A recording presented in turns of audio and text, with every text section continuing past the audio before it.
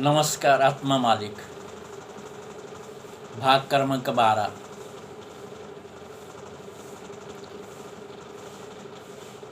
आपण जीवन जगतोय म्हणून जगा असं करू नका. जीवन जगण्याचा काही उद्देश आहे.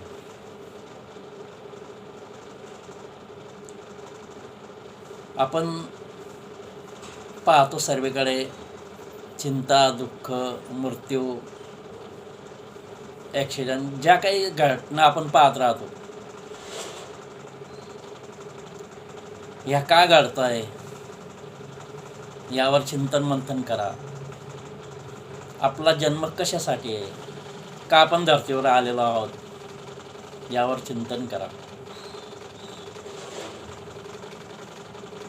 जगात खूप आपल्याला दुःख, चिंताच पाहायला जास्त मिळतात.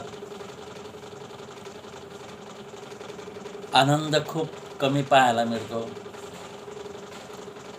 सुख बरेच जणांना कमी मिळतं, जास्त दुःखच पाहायला मिळतं. असं काय होतं?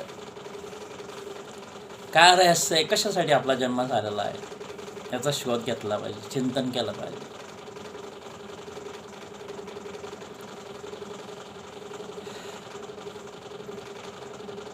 समजा तुम्हाला खूप दुःख, चिंता सतावतायत, तर तुम्ही कुठे थांबले पाहिजे. एकांतात चिंतन मंथन केलं पाहिजे. शोध घेण्याचा प्रयत्न केला पाहिजे. आपल्या सर्वांचा मृत्यू होतो. हे सर्व काय आहे? आपण कोण आहे? या धर्तीवर का आलो आहे? मग मृत्यूनंतर आपण कुठे जातो याचे आपल्याला प्रश्न पडायला पाहिजे. असे प्रश्न जर आपल्याला पडले तर आपण सत्संग मार्गात जातो, सत्संगी बनतो, सत्य लोकांशी सत्संग करतो, भक्त लोकांशी सत्संग करतो, कीर्तन प्रवचन ऐकतो, मोबाईलवर सत्संग प्रवचन ऐकतो, संतांचे कार्यक्रम ऐकतो. असं सर्व घडामोडी घडल्या पाहिजे. त्यानंतर आपल्याला हळूहळू लक्षात येईल की आपण एवढी धावपळ करतोय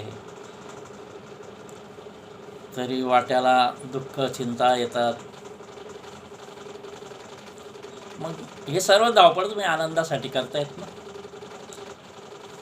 प्रेम, शांती, आनंद कुठे आहे या शोधात तुम्ही सर्वजण आहात. कोण आपल्यावर प्रेम करेल, शांतता कुठे मिळेल, आनंद कुठे मिळेल कायम, हेच शोधताय तुम्ही. शांती, प्रेम, आनंद तुमच्यातच लपलेला आहे, तुमच्या हृदयात आहे. हे सत्संग करीत करीत सद्गुरूपर्यंत जेव्हा आपण पोहोचाल, नामदिशा घ्याल, ध्यान कराल,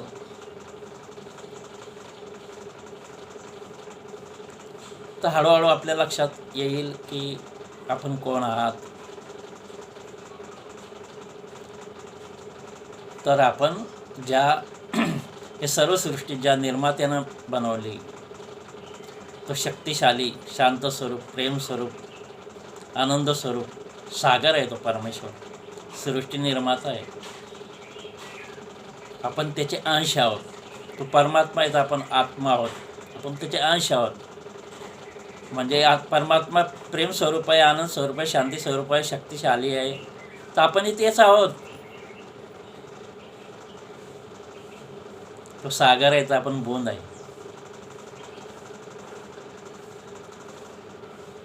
आपण सागरामध्ये जेव्हा, पाण्यामध्ये जेव्हा, नदीमध्ये जेव्हा बूंद पाहतो, ते परत मिटल्यावर सागर नदीसारखं पाण्यात एकत्र होऊन जाते. आपण ते आहोत, बूंद. परमेश्वर सागराची बूंद आहोत, मग त्याला अंश म्हणतात. इतकं शांती, प्रेम, आनंद, शक्तिशाली, विराट तुमच्यातच आहे. ते सर्व दया, क्षमा सर्व तुमच्यात आहे. सहनशक्ती, हे सर्व शक्तीमुळे आपल्याला सहनशक्ती मिळते. ध्यानशक्ती, ध्यान केल्यामुळे शक्ती मिळते. याचा शोध घ्या. काय स्वप्ने सजवताय आपण सर्व? गाडी बंगला हे ते सजवा, जरूर सजवा, परंतु तुम्ही कोण आहात? सर्व प्रॉपर्टी तो सोडून जाणार आहात. कोणाजवळ जाणार आहात तुम्ही? कुठून आले आहात तुम्ही? तर तुम्ही सृष्टी निर्मात्यांचे अंश आहात, परमात्म्याचे अंश आहात. शक्तिशाली आत्मस्वरूप आत्मा तुमचा शक्तिशाली आहे.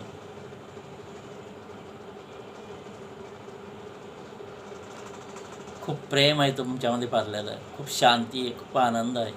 पण आपल्याला अज्ञानामुळे, घोर अंधकार अज्ञानामुळे आपल्याला ते माहीत नाही. खूप घोर अंधकार अज्ञान आहे. त्यासाठी शोध घ्यायला पाहिजे. एकांतात बसून शांत प्रक्रिया आपल्या डोक्यात चालली पाहिजे. शांती. त्या शांततेतून आपल्याला ते ध्यान लागतं आणि आपल्याला आतून कळू लागतं. आतून उत्तर येतात. हे केव्हा घडणार आहे?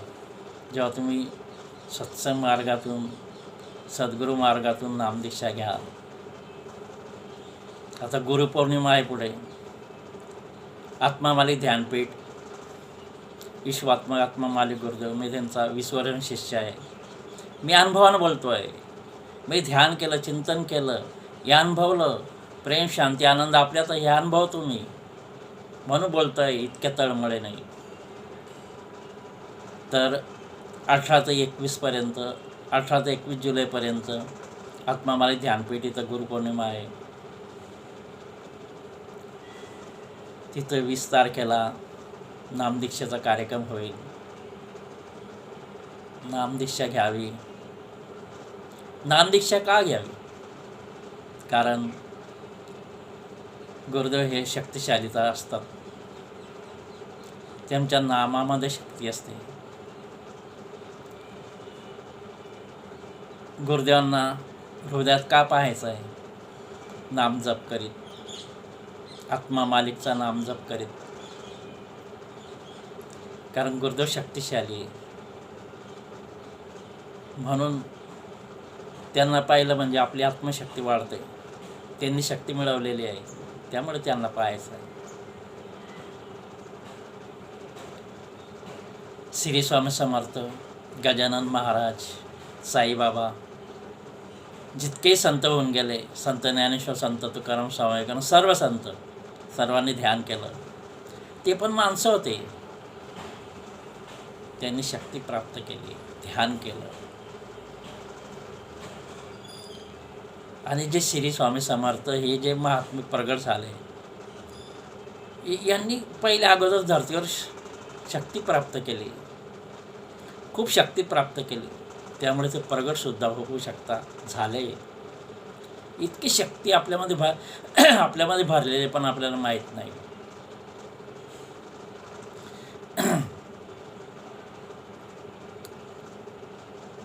आपण म्हणतो हरी नसते,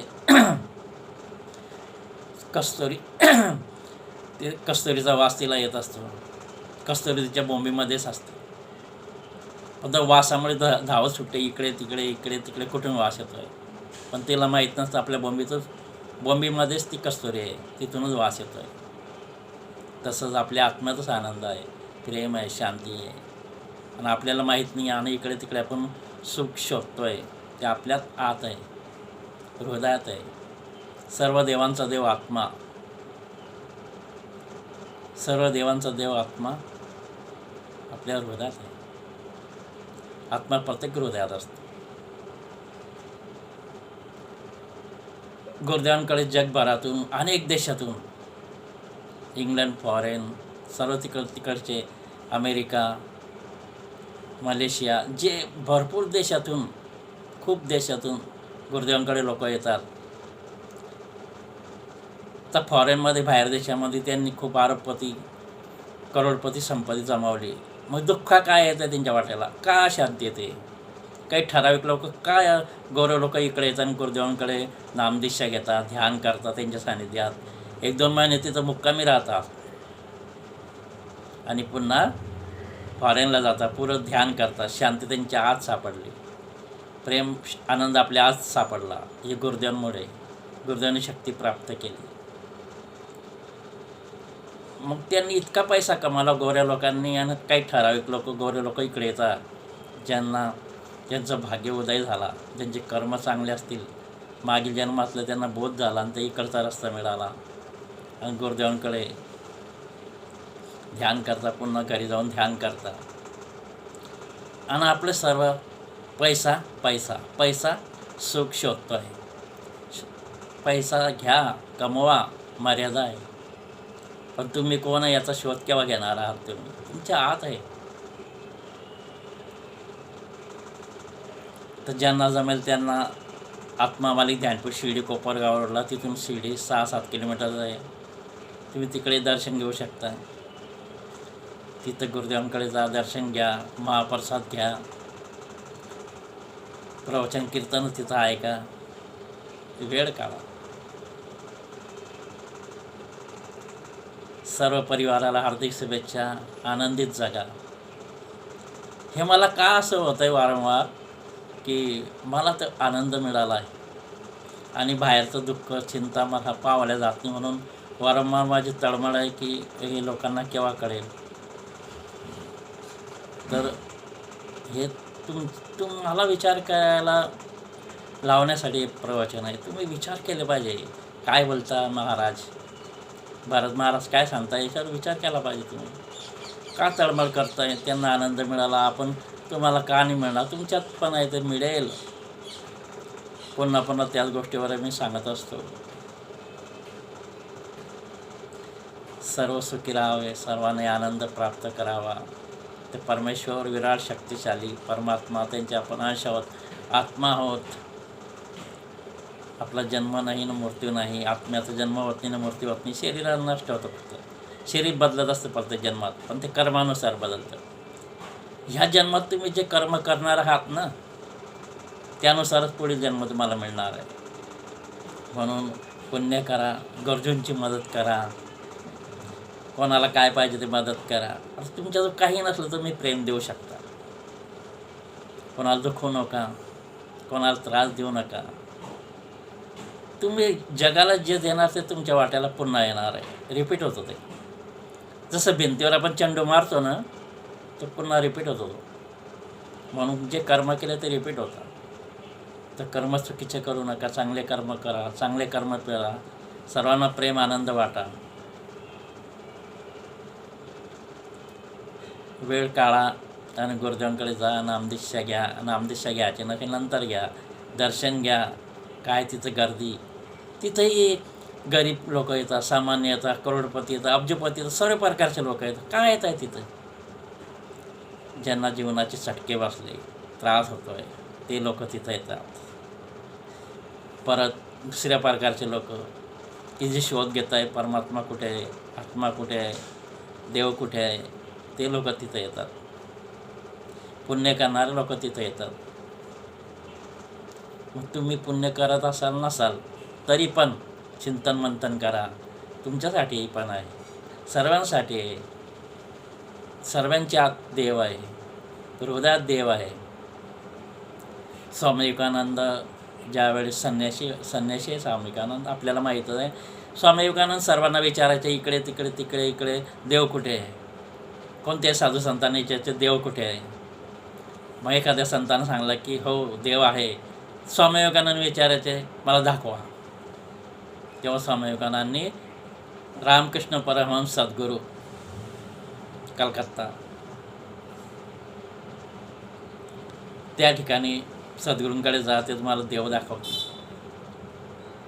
असं स्वामी विवेकानंदांना देव कुठे हा प्रश्न पडला होता. आणि ते स्वामी विवेकानंद सद्गुरू रामकृष्ण परमहंस यांच्याकडे गेले आणि त्यांना प्रश्न केला, मला देव दाखवा, तुम्ही देव पाहिला आहे का?